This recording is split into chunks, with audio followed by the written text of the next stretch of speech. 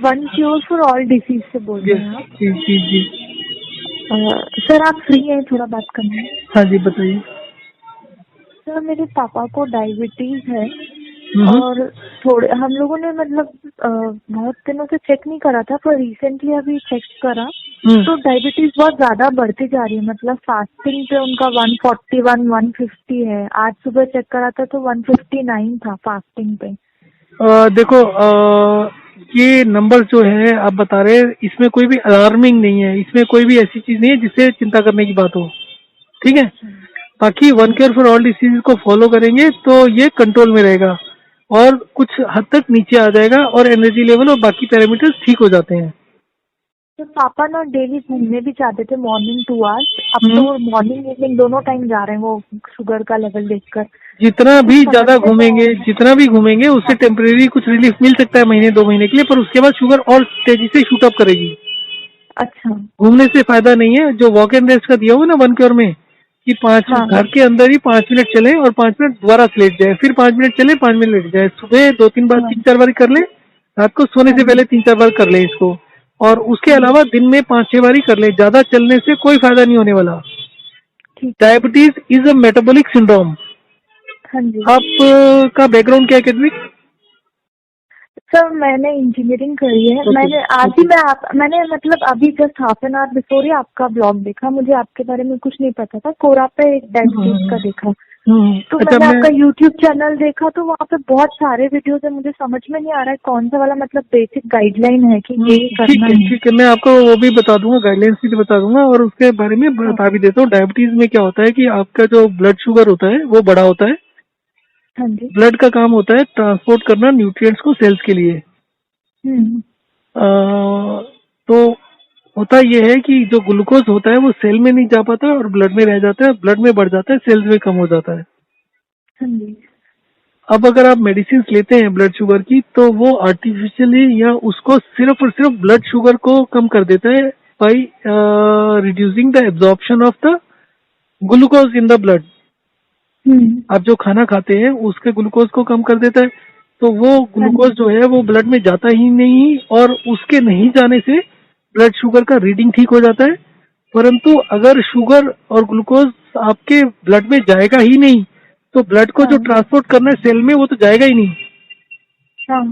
तो ऑब्जेक्टिव ये होता है कि ज्यादा से ज्यादा ग्लूकोज सेल में जा सके। वाई डायबिटीज का अगर आप मेटाबॉलिक सिंड्रोम का डेफिनेशन देखेंगे ना तो उसमें diabetes, blood pressure, heart disease और हाई कोलेस्ट्रॉल और ओबेसिटी, ये 5 चीजों में से 3 कंडीशंस अगर होती हैं तो उसको मेटाबॉलिक सिंड्रोम बोलते हैं। बट मेटाबॉलिक सिंड्रोम की इस डेफिनेशन से किसी को कुछ समझ नहीं आने वाला। ठीक है। एक्चुअली में क्या होता है कि आपके जो इंटरनल ऑर्गन्स होते हैं, हार्ट हो गया, आपका किडनी, लीवर हो गया, आपका ब्रेन हो गया, इन सबको काम करने के लिए एनर्जी चाहिए। तो मेटाबॉलिक सिंड्रोम का यूजली मतलब ये होता है कि आप जो भी खाना खा रहे हैं उसका जो कन्वर्जन हो रहा है एनर्जी में, वो एनर्जी का यूज 2 चीजों में होना है, internal organs and external activities, जो आप मूवमेंट करते हैं, फिजिकल मूवमेंट है। तो आप फिजिकल मूवमेंट कम कर देंगे तो कोई प्रॉब्लम नहीं आता, परंतु अगर आपके ब्रेन को, आपके हार्ट को सफिशिएंट एनर्जी नहीं मिलेगी तो एक डिसीज की एक शुरू हो जाता है। ठीक है। हाँ, फिर वो diabetes, blood pressure, heart disease, kidney failure या इस तरीके की जो ऑर्गन फेलियर होता है, फिर वो एक के बाद एक धीरे धीरे होता रहता है। अच्छा, अब आपने सुना होगा कि डायबिटीज से ऑर्गन डैमेज होता है। वो ऑर्गन डायबिटीज से नहीं होता, जो मेडिसिन ली जाती है उससे होता है, क्योंकि आपके ऑर्गन्स भी टिश्यूज और सेल्स के बनते हैं। उनको भी न्यूट्रिशन चाहिए, उनको भी ब्लड सप्लाई चाहिए। अगर आपका किडनी है तो आप सर्च करके देखिए, किडनी के लिए भी एक आर्टरी होती है जो कि किडनी को ब्लड सप्लाई करती है। अगर उस ब्लड में न्यूट्रिएंट नहीं है तो ऑब्वियसली किडनी के मसल्स वीक पड़ने शुरू हो जाएंगे और किडनी फेल हो जाएगी। सही बात है। बट जो रीजन है, वो रीजन जैसे ही आप मेडिसिन लेंगे वो आर्टिफिशियली ब्लड शुगर का कम कर दिया, पर सेल्स में तो पहुंचा नहीं। और अगर सेल्स में नहीं पहुंचा, क्योंकि आपका जो खाना होता है वो तो आपके डाइजेस्टिव ट्रैक्ट में चलता है ना, वहां से जो एब्जॉर्ब हो गया, that is what is relevant. अगर वो एब्जॉर्ब ही नहीं हुआ तो वो मीनिंगलेस है, वो खाया नहीं खाया बराबर हो गया आपके। सही बात है। अच्छा, अब इसमें जो one care for all disease में फोकस किया जाता है to increase the metabolic rate. Metabolic rate का मतलब है कि जो सेल्स आपके खाने से एनर्जी बनाती हैं उसको बढ़ाना। हाँ जी। उसके लिए जरूरी क्या है कि आपके जो वाइटल ऑर्गन्स एनर्जी ड्रॉ कर रहे हैं उसको बढ़ाना। वॉक एंड रेस्ट में 5 ही मिनट क्यों कर चलना है, जैसे आप 2 घंटे कह रहे हैं, तो 2 घंटे में तो कोई भी आदमी चलेगा, थक जाएगा। उसके अलावा 2 घंटे में you will and up wasting 200 calories.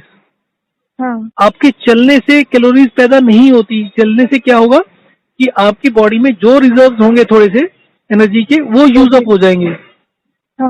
तो अभी मान लेते हैं कि उनके पास कुछ फैट वगैरह के फॉर्म में या किसी भी फॉर्म में या मसल्स के फॉर्म में कुछ एनर्जी के रिजर्व हैं, तो जब आप इतना देर चलेंगे वो खत्म हो जाएंगे। परंतु at the end of 2 hours of walk जब वो आएंगे वापस या लेटेंगे तो थकान होगी। और उसके अलावा जो 500 कैलोरी आपने चलने में खर्च कर दी, क्योंकि जो आप रेस्ट करते हैं, बॉडी जब एकदम सोते हैं तो हमारी बॉडी 1 कैलोरी से भी कम खर्च करती है पर मिनट। जब आप चलते हैं तो 5 कैलोरी पर मिनट लगता है। 4 calories additional you are spending. 2 hours means 120 into 4, 480 calories आपने खर्च कर दिया। अब वो 480 आएगा कहाँ से? वो 480 का जो आपने एनर्जी वेस्ट किया वो आपके जो वाइटल ऑर्गन्स यूज कर पाते हैं उसमें से कम हो जाएगा। तो क्या होगा, जैसे जैसे वो यूज अप होता जाएगा, जो पुराना स्टोर है खत्म होता जाएगा, 2-4 महीने आपको ठीक लगेगा। उसके बाद में फिर दिक्कत शुरू हो जाएगी दोबारा से। वो 6 महीने भी हो सकता है, क्योंकि कई बार क्या होता है कुछ एक्स्ट्रा फैट था वो हो गया। बट मेन चीज क्या है कि आपका एनर्जी बढ़ना चाहिए। अब 5 मिनट चलने से क्या होता है, आपकी बॉडी का एनर्जी लॉस ज्यादा नहीं होता। 10-20 कैलोरी हो गया, 20 कैलोरी हो गया, 4 into 5, परंतु वो मोबिलाइज होती है एनर्जी। और 5 मिनट के बाद आपको एक अच्छा फीलिंग आ रहा होता है। Your body is in positive kind of energy mode. Positive का मतलब क्या है कि आपके वाइटल ऑर्गन्स की जो रिक्वायरमेंट है उससे थोड़ा सा ज्यादा एनर्जी अवेलेबल है आपकी बॉडी में। अब आप लेट जाते हैं तो क्या होता है कि वो एक्स्ट्रा एनर्जी जो उस समय अवेलेबल होती है 5 मिनट के बाद में, वो बेसिकली एक तरीके से सोच लीजिए कि आपने किक स्टार्ट कर दिया मेटाबॉलिक सिस्टम को। तो आपका उसके बाद जब लेट के 2 बार 3 बार करेंगे तो आपको फील होगा कि आपका जो इंटेस्टाइन्स है, स्टमक का मूवमेंट्स है, उसमें पल्स, जो आपका हार्ट का पल्स है वो स्ट्रॉन्गर है।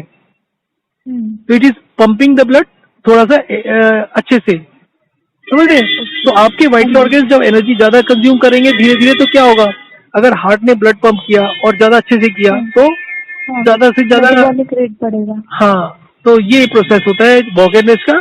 और इसी तरीके से दूसरा जो बहुत रेलिवेंट और बहुत इंपॉर्टेंट चीज होता है वो होता है कि सेल्स में फ्लूइड बढ़ जाता है। अच्छा।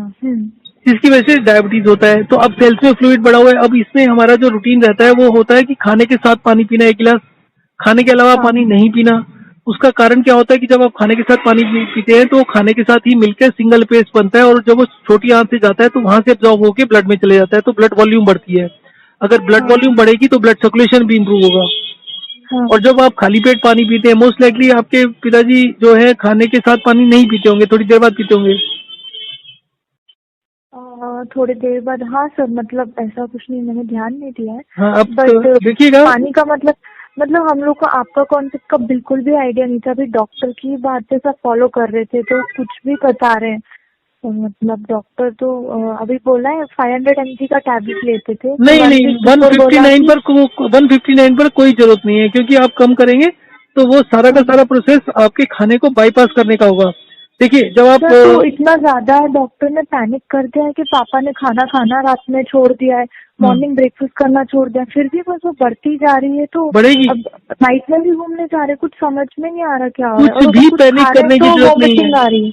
हाँ, कुछ भी पैनिक करने की जरूरत नहीं है, क्योंकि जब आपका एनर्जी नहीं होगा तो आप डाइजेस्ट नहीं कर पाएंगे, तो वो खाना भी नीचे नहीं जा पाएगा। जो आपको बताया है वॉक एंड रेस्ट करिए, पूरी एक्सरसाइज, योगा वोगा जितनी चीजें सब बंद कर दो। Okay okay okay. 15 times in a day. उन्होंने पैनिक कर दिया और बोल दिया है कि है ना 1000 mg की आप टैबलेट लेने लगे, आपकी बहुत ज्यादा है वो। कुछ भी करने की जरूरत नहीं है, सारी मेडिसिन बंद कर दो, कुछ भी करने की जरूरत नहीं है। एक अपने पास ग्लूकोन ये रख लो, मॉनिटर रख लो, और ये देखो कि 2 ग्लूकोज मॉनिटर रख लो ना। अच्छा, ब्लड मॉनिटर। हाँ सर। उसके अलावा कुछ करने की जरूरत नहीं है। आराम से शांति से जो शुगर खाते हैं, जो रूटीन है वो करिए। चाहे जैसे मैं आपको एक व्हाट्सएप मैसेज भेज देता हूँ अभी, आप उसके हिसाब से फॉलो करिए। टाइम से खाना खाओ। आपको मेटाबॉलिक रेट बढ़ाना है और कोई चिंता करने की जरूरत नहीं है, कुछ नहीं होगा। अगर आप इस सिस्टम को फॉलो करते हो, आपका 200 ब्लड शुगर भी रहता है, 100 साल तक कुछ नहीं होगा। अच्छा अच्छा सर, और पानी वाला क्या आपका कॉन्सेप्ट है वो और बता दीजिए। देखिए, आई बिलीव कि जब आप खाने के साथ पानी पीते हैं तो, हाँ और जी। रीजनेबल पानी पीते हैं, ज्यादा नहीं, हाँ मतलब जैसे आपने 3-4 रोटी के करीब खाते हैं तो आप 1 गिलास पानी पीते हैं, हाँ तो वो पानी जो होता है, जैसे आप आटा गूंदते हैं ना, पेस्ट आटे का वो बन जाता है हाँ गूंदने के बाद, तो उस तरीके से वो हाँ बन गया दो मान लीजिए बंदे। आपके खाने का। अब वो हाँ धीरे धीरे आपकी छोटी आंत से पास करेगा तो वो पानी एब्जॉर्ब होता जाएगा, हाँ तो वो आपके ब्लड में जाता है। जो आपकी छोटी आंत से, छोटी small intestine is connected to your liver with portal veins, hmm, तो वो जितना भी आपका ग्लूकोज या बाकी जितना भी चीज पानी होगा वो सारा का सारा एब्जॉर्ब होकर ब्लड की वॉल्यूम को बढ़ाएगा। ओके ब्लड वॉल्यूम बढ़ने से ब्लड सर्कुलेशन इंप्रूव होगा, और blood okay sir. Is what transporter of the nutrients to the cells. तो अब जैसे जो हाँ हमारी एक्सट्रीमिटीज होती है, जैसे फिंगर टिप्स होती हैं, तो धीरे धीरे क्या होता है, डायबिटीज में वो सेंसिटिविटी खोती जाती है, उसका कारण क्या होता है, वहां पर ब्लड पहुंच ही नहीं रहा। अब जब ब्लड अच्छा सर्कुलेशन बढ़ेगा तो क्या होगा, टिप्स पर भी पहुंचेगा, तो वो प्रॉब्लम्स नहीं आएंगी। अच्छा। समझ गए? तो एक सबसे हाँ पहला जी। जरूरत होता है कि ब्लड सर्कुलेशन इंप्रूव करो। हाँ दूसरा काम होता है कि जो आपके एग्जिस्टिंग सेल्स है उसमें उसी का मेटाबॉलिक रेट बढ़ा दो। आपके सेल में मान लीजिए 10 यूनिट फ्लूइड है, अगर आपने हाँ 10 को 8 कर दिया तो क्या हाँ होगा, वही न्यूट्रिएंट जो सेल में है वो ज्यादा एनर्जी प्रोड्यूस कर पाएंगे।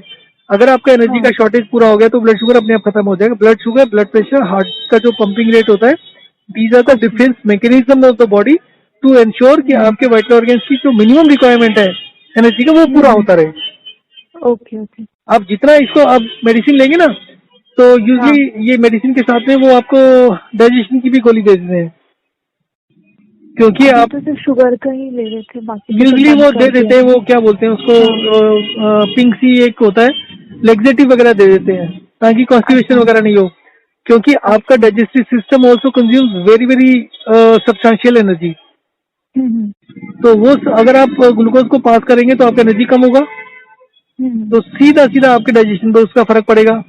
तो वो फर्क नहीं अच्छा। पड़े, साथ में लेग्जेटिव दे देते हैं ताकि कॉन्स्टिपेशन नहीं हो। ओके।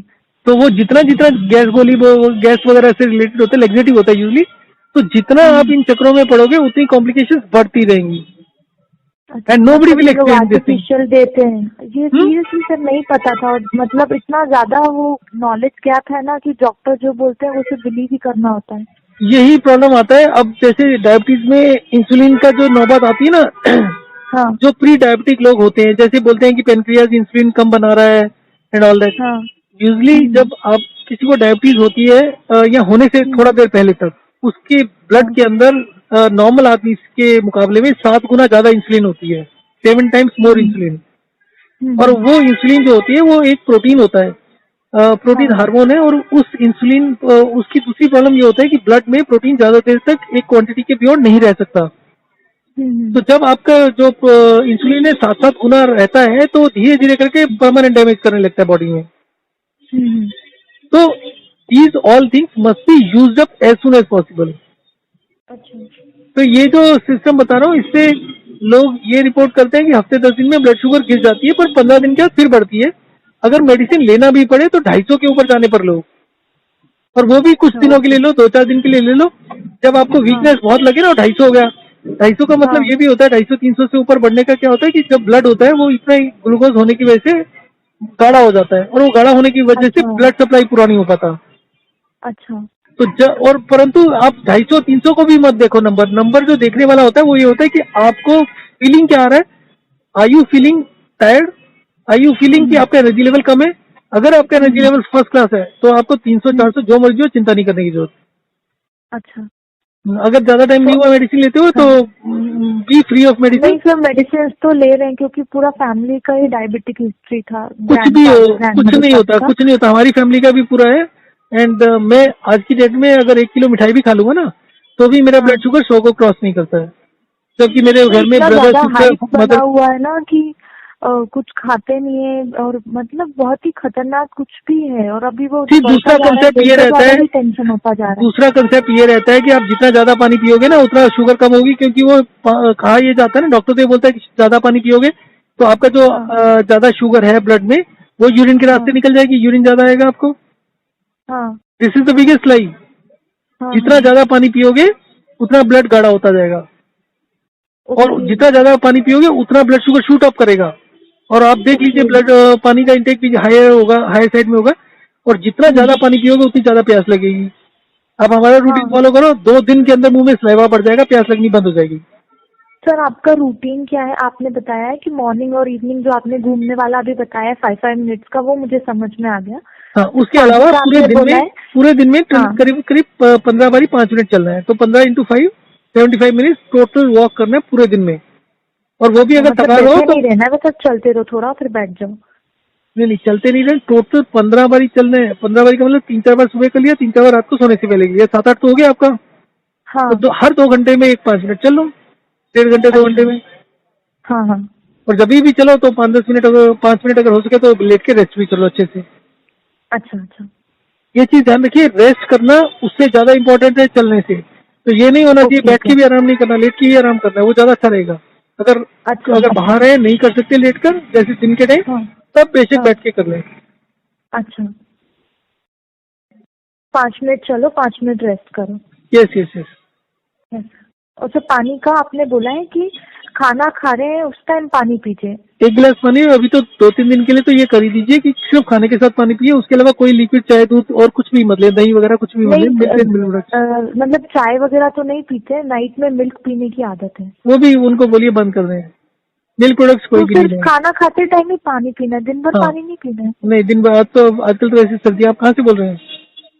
मैं मध्य प्रदेश से बोल रही हूँ सर, तो अभी सीहोर सर्दी नहीं है डिस्ट्रिक्ट। आपके यहाँ पर? सर सर्दी तो है, तो मतलब बस बहुत ज्यादा नहीं, जल्दी। बहुत कम नहीं है।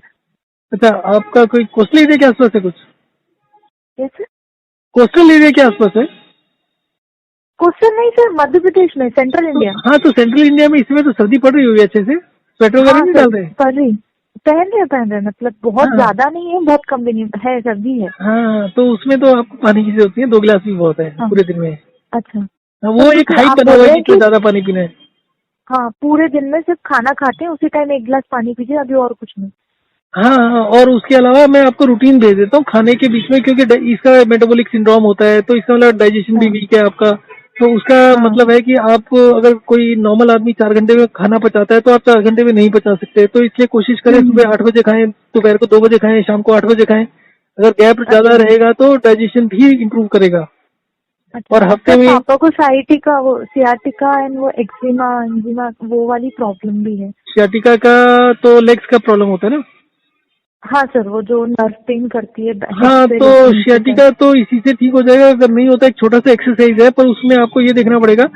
इसमें क्या हाँ है कि क्योंकि ब्लड सप्लाई खराब हो जाती है, तो उसकी जो हाँ नर्व्स होती है वो ब्रिटल हो जाती हैं, तो वो हाँ टूट सकती हैं। तो जो एक्सरसाइज हाँ। मैं बताऊंगा उसको हल्के हल्के करना है, 5-5 सेकंड के लिए करना है। उसका मैं एक हाँ वीडियो भेज दूंगा आपको। तो उसको जी करने सर। से क्या रहेगा, sciatica की जो से रिलेटेड जितनी भी पेन है 3 से 5 दिन में हाँ। या 7 दिन में खत्म हो जाएगी। Okay sir. पर उसमें रिलीफ मिलता है पहले दिन। तो रिलीफ के चक्कर में ये नहीं होना चाहिए कि उसको और एग्रेसिव होकर ज्यादा जोर से करना हल्के हल्के है। Okay okay. बहुत लाइटली करना है, और हफ्ते 10 दिन में 15 दिन में वो बिल्कुल जीरो हो जाएगी। और लालच नहीं हाँ करना है कि मतलब। एक ही दिन में ठीक हो जाए। अच्छा अच्छा, ओके सर। क्योंकि रिलीफ मिलता है ना, कई बार तो लोग ज्यादा एग्रेसिव हो जाते हैं, उसको सोचते हैं कि अभी 15 मिनट में ठीक कर लेते हैं, तो वो कोशिश नहीं हाँ करिएगा। जी। हाँ जी। ठीक है। हाँ सर। सर, मैं आपको व्हाट्सएप पे इसी नंबर पर मैसेज कर दूँ, आप मुझे हाँ, शेड्यूल भेज दीजिए। मैं शेड्यूल भेज देता हूँ और वो वीडियो भी भेज दूंगा। हाँ। शाटिका और शाटिका पानी के का अलावा, आपने बोला हाँ, कि। जी सर। वो सब उसी में शेड्यूल में आ जाएगा। पानी वानी का सब आ जाएगा, टाइम वाइम का आ जाएगा, सब कुछ आ जाएगा उसमें। ओके। हर रोज अलग अलग शेड्यूल होता है। तो उसी के अच्छा। हिसाब से 15-20 दिन तो स्ट्रिक्टली फॉलो कर लें, फिर उसके बाद धीरे धीरे मतलब उसको लूजली फॉलो कर लेंगे तो भी चलेगा। Okay sir. कोशिश करिए 15 दिन के लिए अच्छे से फॉलो करने का। जी सर। सर, मेरा नाम हर्षा है, मैं आपको अभी मैसेज करती हूँ ठीक व्हाट्सएप है, पे। ठीक है, ठीक है। Thank you। Thank you sir. आपकी फीस है कुछ? जब ठीक हो जाएंगे तो जितना दिल करेगा दे दीजिए, एज पर योर जो भी आपका सिचुएशन होगा। I don't demand anything. Okay, thank you very much sir. Sir, ये कुछ इन्फॉर्मेशन पता ही नहीं था, बस सब कुछ ब्लाइंडली फॉलो करे जा रहे थे। Thank ji, you very problem much. यही है। आपको अभी कोरोना वायरस चल रहा है, अभी वैक्सीनेशन की कितने लोगों को नॉलेज है? कुछ भी नॉलेज नहीं है किसी को भी। और नहीं। वैक्सीनेशन में जो टेक्निकल लोग होते हैं ना, उनके बीच में हाँ। बहुत बड़ा डिवाइड है कि vaccination is bad for health. Yes sir. तो इन्फॉर्मेशन तो होल्ड करके ऐसे रखते हैं जैसे किसी के वो जैसे होता है राजा महाराजा के, उनके उनके बाप दादा की वो भी जागीर है जो शेयर नहीं सबको करेंगे। बिल्कुल अंधेरे में रखते हैं सर। मुझे पीसीओडी था और डॉक्टर से ब्लाइंडली मुझे ना वो कॉन्ट्रासेप्टिव क्या होते हैं, वो जो आर्टिफिशियल हार्मोन जैसे वो सजेस्ट करते हैं कि आप वो लीजिए। नहीं था मतलब अभी मतलब ठीक हो गया। क्योर नहीं बताते हैं कि क्या है, बस आप आर्टिफिशियल हार्मोन्स लेते जाओ, अपने बॉडी को डिपेंड कराते जाओ। नहीं नहीं, पर उसका क्या हुआ फिर पीसीओडी का? अब मैं पीसीओडी में सर कोरापर मैंने एक नंबर बार भी उन लोगों की मतलब मेडिसिन नहीं ली थी, मैंने खुद ही से रिसर्च करके एक्सरसाइज करके और वो एक्सरसाइज करके कभी ठीक नहीं होता है। 1 मिनट सुनिए, मैं करीब करीब पिछले 3-4 साल से कोरापर नंबर 2 नंबर 3 पोजीशन पर हूँ पीसीओडी में। Yes sir. एंड बल्कि रादर जो हेल्थ में पीसीओडी से रिलेटेड जितने भी एस्पेक्ट्स होते हैं ना, आई वुड से मेरे जो पेशेंट्स हैं, जो लोग इस सिस्टम को फॉलो करते हैं, it is one cure for all disease, जो आपको मैं व्हाट्सएप करूंगा, सेम रूटीन को फॉलो करिए आप, बाकी सब चीजें भूल सर जाइए। मैंने क्या करा था, मॉर्निंग मॉर्निंग टर्मरिक और सिनेमन और जिंजर उनको बॉईल करके पिया, तो उससे मेरे पीरियड्स भी रेगुलर हो गए थे और वेट लॉस भी हुआ। तो मैंने सिर्फ वही करा था। आप बहुत अब गलत क्योर कर रहे हुई हैं, नहीं। आप बहुत गलत अच्छा। कर रहे हैं। आप एक बात को हाँ। समझिए, this is also metabolic syndrome. Okay. And इस मतलब WHO ने जो डेफिनेशन दिया हुआ है, वो तो उसमें सिर्फ 5 चीजें ली हुई हैं, 5 में से 3 होते हैं तो होता है, वो सारा definition is useless definition and no meaning, उसका कोई मीनिंग नहीं है। ओके। मेटाबॉलिक सिंड्रोम में जितने भी क्रोनिक डिसीज है, सारा मेटाबॉलिक सिंड्रोम होता है, और ये वाला ओके। सिस्टम को फॉलो करते ही सारे ठीक हो जाते हैं। आप ओके सर। आपने जितना भी किया ना, देखो अभी मैं हाँ। पीरियड्स के बारे में बताता हूँ। देयर वॉज ए गर्ल हाँ। 21 ईयर ओल्ड, उसका भी वीडियो पड़ा हुआ है यूट्यूब में। तो ये 3 महीने पहले की बात है, and she was not having periods for the last 3 months, oh. And she was about 5'2" और सो हाइट वाइज, एंड उसका 5'2" के अलावा दूसरा वेट 65 के करीब था।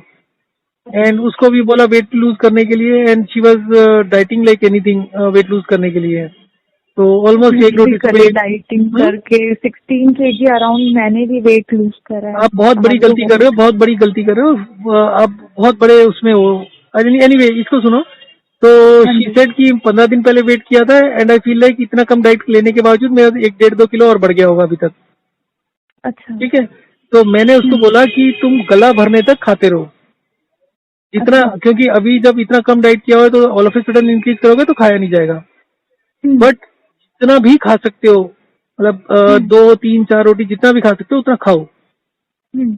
और उसके बावजूद भी वेट लूज होगा, वेट गेन नहीं हाँ। होगा। खाने से वेट लॉस का कोई कनेक्शन नहीं है। Yes sir. खाने के साथ वेट लॉस करने का मतलब आपको एसिडिटी होगी, इंडाइजेशन होगा, और धीरे धीरे करके पोजीशन खराब होनी शुरू हो जाएगी। ना तो एक्सरसाइज करके कभी वेट लूज करना चाहिए, और ना डाइटिंग करके वेट लूज करना चाहिए। वन क्योर में जो आपका मेटाबॉलिक रेट जब बढ़ता है, जब आप वॉक एंड रेस्ट करते हैं, that is the best thing, जिसका कोई साइड इफेक्ट नहीं है आपका पीसीओडी से। ओके। और मैं आपको बताता हूँ, आप इंटरनेट पर देखोगे पीरियड्स की साइकिल नॉर्मल किसको बोलते हैं, आई थिंक 24 to 30 days और सो, यस। 4 दिन ऊपर नीचे चल जाता है, नॉर्मल बोलते हैं। बट जो इस हाँ। सिस्टम को फॉलो करेगा, 28 days and 6 hours will be the period. It is so okay. Accurate and precise, तो आप उससे अंदाजा लगा सर सकते आपका हैं। सिस्टम वही है, सेम वॉक एंड रेस्ट वाला, ये या उसके अलावा भी और कुछ है? जी, 2 ही चीजें होती है इसमें, वॉक एंड रेस्ट है, और दूसरा वो होता है हाइड्रेशन डिहाइड्रेशन, कि आपको पानी को चेंज करते रहना है, कि कभी 1 लीटर पानी पी रहे हैं, कभी आधा लीटर पी रहे हैं पूरे दिन में, कभी 3 लीटर पी रहे हैं। तो वो रूटीन में जो आपको भेजूंगा उसी में, मतलब डायबिटीज का भी है वो, इसका भी वही चलेगा। और ओके। सेकेंड चीज, जो अगर आपको स्किन और हेयर का कुछ चाहिए, तो अभी हाँ। उसमें भी नई डिस्कवरीज किया है। कभी भी सर में ओके। तेल मत लगाना मैं सर्दियों तो में। रोज तेल लगा रही हूँ। हाँ, वो सबसे बड़ी गलती है। देखो, स्काल्प से, स्किन से ऑयल निकलता है, आपको पता हाँ। ही होगा। Yes sir. जो ऑयल निकलता है, जब आप ऑयल के ऊपर ऑयल लगा देते हैं तो वो नहीं निकलता, ब्लॉक हो जाता है। जब वो ब्लॉक होगा, जो तेल अंदर से निकलना है वो ड्राई हो जाता है, सूख जाता है। जब वो सूखता है तो डैंड्रफ बनता है। हाँ। आप तेल लगाते हैं तो डैंड्रफ नीचे नहीं गिरता कपड़ों पर, बट आपका स्काल्प में लेयर बनाता रहता है। ठीक है, तो डैंड्रफ कभी खत्म नहीं होता। डैंड्रफ होगा तो ब्लड सप्लाई नहीं होगी, क्योंकि ऑयल निकल नहीं रहा, तो उसका मतलब ब्लड सर्कुलेशन धीरे धीरे खराब होने लगेगा। ब्लड सर्कुलेशन खराब होगा तो हेयर फॉल शुरू हो जाएगा। ओके। इसका अगर आपको 4 दिन में सारा कुछ ठीक चाहिए, तो हाँ। इस सर्दी में भी दिन में 2 बार नहाओ साबुन लगा के। साबुन से कहते हैं ओके। स्किन ड्राई होती है, दिस इज ए हाँ। Totally useless thing. स्किन साबुन लगाने से ड्राई नहीं होती है। जो स्काल्प से डैंड्रफ निकलता है, इसी तरीके से आपके फेस से भी, आपके सभी स्किन से ऑयल निकलता है। हाँ। और जब आप उस ऑयल को बाहर नहीं निकलने देते कि सर्दी में कम नहा रहे हैं, साबुन नहीं लगा रहे हैं, बट पानी से नहा रहे हैं या कुछ फेस वॉश यूज कर रहे हैं, दूसरी चीजें यूज कर रहे हैं जिसका पीएच लेवल लो है, तो वो जो डैंड्रफ, जो ऑयल होता है, वही डैंड्रफ आपको व्हाइट व्हाइट करके स्किन दिखाता है और वही ड्राइनेस होती है। आपको करना है कि उसको निकाल देना है। तो आप अगर हाँ। 2 बार दिन में धोएंगे और नॉर्मल साबुन से धोइए, जिसका पीएच लेवल 10 हो, मैं लक्स यूज करता हूँ, ठीक है। तो उससे क्या होगा कि 2-3 दिन तो आपको व्हाइट व्हाइट दिखेगा, स्किन खींचेगी, ठीक है। और उसके बाद में वो जो ऑयल निकलता होता है स्किन से नेचुरल तरीके से, वो निकलना शुरू हो जाएगा। और वो हल्का हल्का बहुत बारीक और फाइन ऑयल होता है और उससे एकदम स्किन में ग्लो आ जाता है। तो आप 5-6 दिन मान के चलो, 5-6 दिन में ग्लो आना शुरू हो जाता है। डैंड्रफ है, फेस पे आप सोप लगाने का बोल रहे हैं? Yes, no face wash. Okay. और दिन में 2 बार लगाओ। फेस वॉश वगैरह कुछ भी नहीं यूज करती हूँ, मैं कुछ भी यूज नहीं करती। देखिए, सिर्फ साबुन। साबुन से लोग सिर्फ क्या करते हैं, पानी। हाँ। देखिए, ये कंसेप्ट उल्टा है। गर्मियों में ऑयल पसीने के साथ निकलता है, हाँ। ठीक है। तो सर्दियों में ऑयल, गर्मियों में ऑयल ज्यादा निकल रहा होता है, हमें उसको कम करना है, तो हमें 2 दिन में 3 दिन में 1 बार साबुन लगाना है। सर्दियों में ऑयल निकल नहीं रहा होता तो हमें 2 बार 3 बार साबुन लगाना है। हाँ। साबुन लगाने के बाद एक अच्छा कॉटन का टॉवल सॉफ्ट लेकर उसको हल्के हल्के मसाज करना है। ज्यादा जोर से मसाज करेंगे तो स्किन इन्फ्लेमेशन हो जाएगी, तो आपका रेडिश हो जाएगा या आपका थोड़ा थोड़ा बॉयल, थोड़ा स्वेलिंग हो जाएगा बीच बीच में। तो आपको बहुत हल्के हल्के मसाज करना है, सो दैट जो आपका ऑयल है जो जमा हुआ है वो हल्के हल्के आपके टॉवल में शिफ्ट हो जाए। ओके। इसी तरीके से सर का करना है। हेयर फॉल की कभी चिंता मत करो। बाल टूटने से कोई गंजा नहीं होता, बाल ना उगने से होता है। फोकस शुड भी उगने पर, ना कि टूटने पर। जो बाल नहीं टूटना है वो तो हफ्ते में टूटेगा ही टूटेगा। तो हफ्ते में जो तो टूटना है मेरा वो डाइटिंग के बाद बहुत ज्यादा हेयर फॉल हो गया, मतलब पूरा दैट्स व्हाट इट इज। वही मैं आपको बोल रहा हूँ ना, आप जो भी गलती कर रहे हो उससे आपके साइड इफेक्ट्स बहुत सीवियर होंगे। आप एक को छोड़ के दूसरे की तरफ लड़ेंगे, तीसरे की तरफ लड़ेंगे, और कोई कॉम्प्लेक्स में सारी पढ़ाई लिखाई छोड़ के आप इसी चक्रों में फंस जाओगे। This is all completely nonsense. आप इस सिस्टम को फॉलो करिए, आपका हेयर फॉल एकदम 0 हो जाएगा। बाल धोने के बाद टूटने की चिंता मत करो, टॉवल लेके हल्के हल्के मसाज करो। और मसाज करने का फोकस क्या होना चाहिए, स्काल्प से हल्के हल्के ऑयल को टॉवल में लेके जाना है। ओके। और दिन में 2 बार नहाओ, उससे डैंड्रफ बढ़ेगा शुरू में। और दूसरा क्या है कि हल्के हल्के फिंगर टिप से वो करो मसाज, और सर झुकाकर, ताकि जितना भी वो डैंड्रफ है वो बाहर निकल जाना चाहिए। वो बाहर निकलेगा, आप टॉवल से साफ कर रहे हो, वो सॉफ्ट होता रहेगा, सॉफ्ट होने का ड्राई होगा तो और आराम से निकलेगा। तो डैंड्रफ 4 दिन जितना निकाल सकते हो निकाल दो, 4-5 दिन के बाद बिल्कुल 0 हो जाएगा। और उसके बाद आपका, उसके बाद ना कभी आपके बाल सफेद होंगे, ना कभी हेयर फॉल होगा, और ना ही दूसरे इश्यूज होंगे। पीछे में और ऑयल लगाना ही नहीं है? ऑयल शैम्पू के आसपास भी मत जाना। ओके। क्योंकि शैम्पू का जो पीएच लेवल होता है बहुत कम होता है। ओके। इसमें बहुत सारे कंसेप्ट हैं, फिर कभी बात होगी, जब आप फीडबैक दोगे तो देखते हैं बात करके। बट फिलहाल के लिए ऑयल को बिल्कुल छूना नहीं और शैम्पू को बिल्कुल छूना नहीं, और आराम से आप साबुन लगाओ दिन में 2 बार सर्दियों में, और गर्मियों में 2 दिन में 1 बार ही। उल्टा कर दो। Okay. Okay sir, and you will be fine. ठीक है, ठीक है। थैंक यू सर, मैं आपको व्हाट्सएप करके, आप प्लीज मुझे schedule. Thank you. Hello sir, मैंने अभी आपसे बात करी थी पापा के डायबिटीज को लेकर। सर, पापा पूछ रहे थे जो खाने से पहले गोली खाते हैं, वो नहीं खाना है शेड्यूल के साथ? अभी तो पूरा छोड़ ही बंद दीजिए। कर दे? अच्छा अच्छा। गोली खाना कब से शुरू किया था? मम्मी गोली कब से खा रहे थे? 6-7 ईयर्स हो गए सर। अच्छा, मैं सोचा अभी हुआ है। अच्छा, तो देख लीजिए, जैसे भी करना चाहें। अभी आप 2 दिन चलने दीजिए, 2 दिन के बाद फिर छोड़ दीजिए, और फिर चेक करिएगा क्या होता है। ठीक है ठीक है। या फिर कम कर सकते हैं तो कम कर लें, आप कर लें। ठीक है ठीक है, फिर जो एक बार खाते हैं वो यहाँ से कर देते हैं। हाँ हाँ, हाँ, थैंक यू।